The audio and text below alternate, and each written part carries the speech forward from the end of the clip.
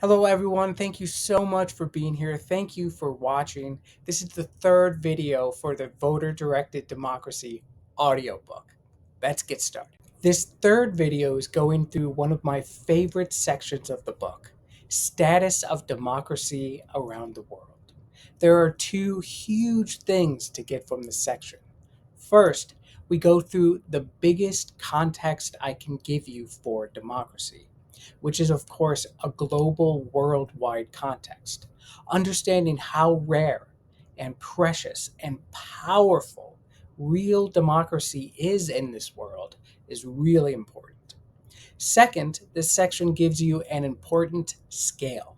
This is the essential tool that everyone needs to understand this work of political evolution and modern political philosophy in general. The scale is from authoritarian to democratic. If you understand this scale, you can philosophically evaluate everything political and all parts of the political system on your own. It is the most important tool as it relates to human political theory. It is universally applicable and infinitely useful. Again, if you're able to understand this scale from authoritarian to democratic, you can philosophically evaluate all parts and all levels of any political system. You can't be a carpenter without a hammer. You can't evaluate political systems or subsystems and understand political philosophy without this scale. I'm excited. Let's jump into the text. Status of democracy around the world. Before diving deep into the structural and logical aspects of voter directed democracy, it's important for contextual purposes to outline the current status of democracy around the world. Generally speaking, national governments around the world can be divided into four categories: authoritarian regimes, hybrid regimes, flawed democracies, and full democracies. In 2023, the Democracy Index from the Economist Intelligence Unit estimated 59 countries that encompass 39.4% of the human population are governed by authoritarian regimes. 34 countries that encompass 15.2% of the human population are governed by hybrid regimes. 50 countries that encompass 37.6% of the human population are governed by flawed democracies. And only 24 countries that encompass 7.8% of the global human population are governed by full democracies. After looking at these statistics and understanding the definitions of these government systems, there are a few important things to note. First, it is not an exaggeration at all to assert that democracy in our world is struggling and needs help. Democracy must be protected, enshrined, fought for, and evolved where more than half of the world's population is not governed by democracies, and only a small fraction of the established democracies around the world are full democracies that consistently implement the will of the people and have limited problems in democratic functioning. Secondly, it is important to note that there can be aspects of true and real democracy in all four types of government structures. The United States of America, for example, is inarguably a flawed democracy. Political corruption runs deep throughout our government at every level. However, despite the ubiquitous political corruption, there are many examples of voters in the United States having the ability to directly choose between various social, political, and economic outcomes, most notably via ballot initiatives and referendums. These political processes, where voters are permitted to directly choose between various potential outcomes, are excellent examples of true and honest voter directed democracy existing in an overall corrupt government structure. There are even examples of democracy in authoritarian dictatorships where some portion of the citizenry are given the ability to vote directly on various outcomes. However, these political processes tend to be limited in countries governed by authoritarian regimes and have a small overall impact on social, political, and economic functioning of their respective societies. In other words, even in the darkest corners of authoritarian governance and corruption, the light and hope of democracy does exist and seems to be perpetually linked to the modern human condition and political climate. Modern human beings, no matter where they are or what type of government they live under, have been exposed to, or socialized to embrace, seem to relentlessly gravitate towards democracy. Dictators, oligarchs, and other agents of authoritarianism are keenly aware of humanity's relentless, intrinsic desire for a democracy, which is why almost all national governments spend copious amounts of time and energy creating performative demonstrations and or sham elections that falsely project the idea and existence of an actual functional democracy. To some extent, these performative measures and theatrical democracy demonstrations are successful and allow dictators, oligarchs, and other agents of authoritarianism to further oppress the minds of their citizenry and convince them that they are participating in a full, healthy democracy and have true political freedom. However, those of us who are even remotely aware of political misrepresentation and corruption see through these performances and know that the vast majority of government structures and political systems around the world today are significantly less democratic than they pretend to be. Furthermore, humanity's struggle against oppressive authoritarian monarchies, oligarchies, dictatorships, and other less democratic political systems is nothing new. Humans have been fighting and organizing against authoritarian governance since the beginning of recorded human history, and arguably before that. There are also many modern examples of incredibly courageous human beings around the world coming together, demanding progress, and fighting for a more democratic system of government. Some modern examples of these courageous pro-democracy efforts include the Arab Spring and the pro-democracy camp supporters and protests in Hong Kong.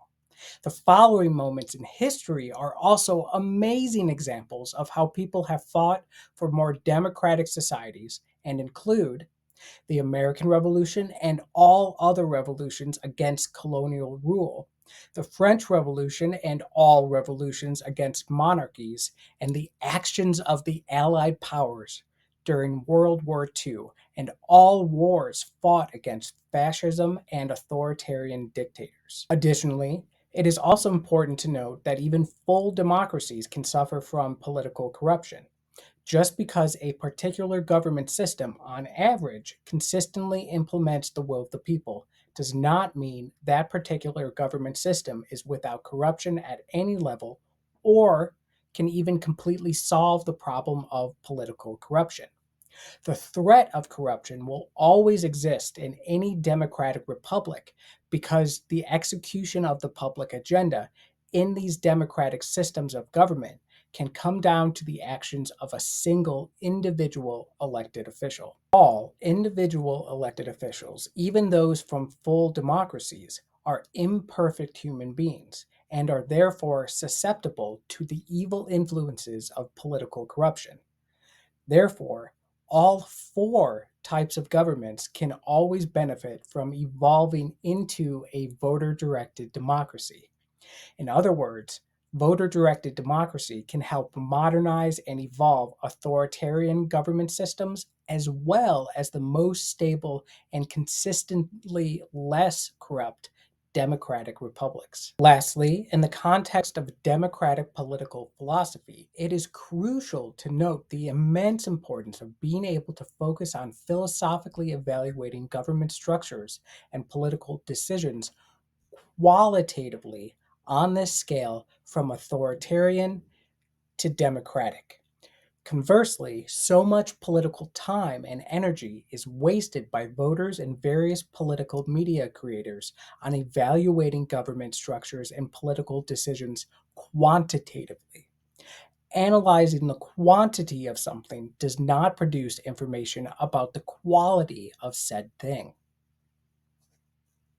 In other words, we waste so much time discussing ideas about more government versus less government, or big government versus small government. These mostly useless quantitative evaluations of our government structures and political decisions never answer the essential questions of whether the democratic republic is functioning as intended, or whether the political decision in question is the result of an honest and transparent democratic and not authoritarian political process. The most important philosophical question to always ask about every political decision from every elected official at all levels of government in any democratic republic, in order to determine if the democratic republic and or elected official is functioning correctly and as philosophically intended, is: where does this political decision, political action, or political inaction fall on the scale of authoritarian to democratic? How do you know? In other words, to what extent is this political decision, political action, or political inaction representative of the will of the people? How do you know? In other words, do the majority of the voters in the constituency in question agree with the political decision, political action, or political inaction, or do the voters in the constituency in question want something else? Support your answer with evidence. All three of these qualitative questions are essentially asking the same thing and inquiring whether the public agenda aligns with the will of the people. Alrighty, just a few comments. There was a lot of information there, lots of good information about the macro view of democracy and national governments around the world, and how to use this scale from authoritarian to democratic to evaluate all parts of a political system. The book talks specifically about using the scale for political decisions, actions, and inactions, but I'll explain very soon how to use this scale to evaluate all parts of the political system. First, for context, the Democracy Index from the EIU is the gold standard globally for this type of work, and it's incredibly helpful to get the full scale, the macro scale, global scale of political philosophy for each country. They do really, really good work. The full definitions for each of those four categories of national government are in the glossary of the book. And just to be clear, those definitions are from the Democracy Index. The Democracy Index isn't something that I came up with. I'm using that index from the EIU. Again, this information is really helpful to get a sense of how rare and amazing actual democracy really is. Most of the world isn't democratic, and most of the democracy that exists is deeply flawed. So something needs to change. And quickly, here are some updated numbers that are now available for 2024 from the Democracy Index. Authoritarian regimes went from 60 countries to 59 countries, hybrid regimes from 36 countries to 34 countries, flawed democracy from 46 countries to 50 countries, and then full democracy from 25 countries to 45 countries. And you can compare the proportion of the human population as well. Clearly, not much change from last year to this year. Democracy is still very rare, and the vast majority of it is party driven and very flawed. I'd say it's time for an online political evolution of our democratic republics. Alrighty, I can spend literally hours talking about the information next to me here. It's so important. This scale, this tool, this lens of viewing government and government action from authoritarian to democratic is what anyone trying to understand politics and political theory needs to know. To be able to apply this scale from authoritarian to democratic to all parts and actions of government is what I wish for all of humanity to know and to be able to do. This is how you determine whether a government system, subsystem, elected official, political party, political action, or political decision is doing democracy correctly or incorrectly. By applying this scale, you will know, is the thing in question democratic? Does it support and is it consistent with the real will of the people? Or is it authoritarian and against the real will of the people? And depending on the data available, we can also ask, to what extent? I have first applied this scale to the 4 types of national governments from the Democracy Index. Authoritarian regimes are obviously the most authoritarian. Then hybrid regimes are a little bit more democratic. Then flawed democracy. Then full democracy.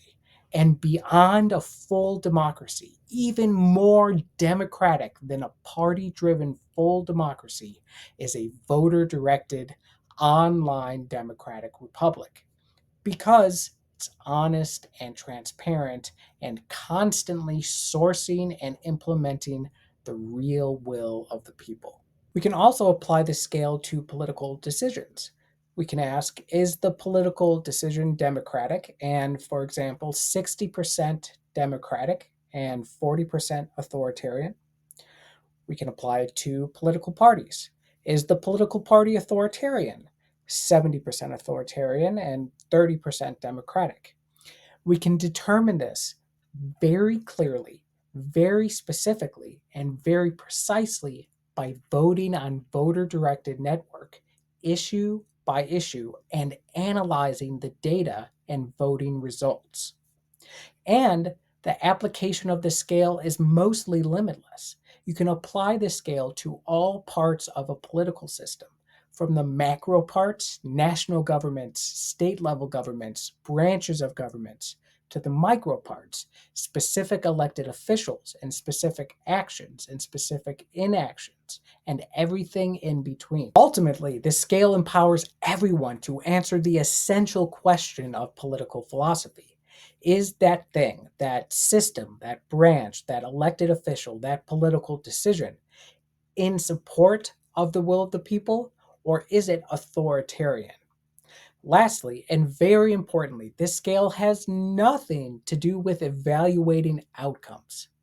A political decision, for example, can be 90% democratic. 90% of the voters want it and voted for it. But the resulting systemic change doesn't bring about the desired outcome to society. The societal outcome is not what is being evaluated at all.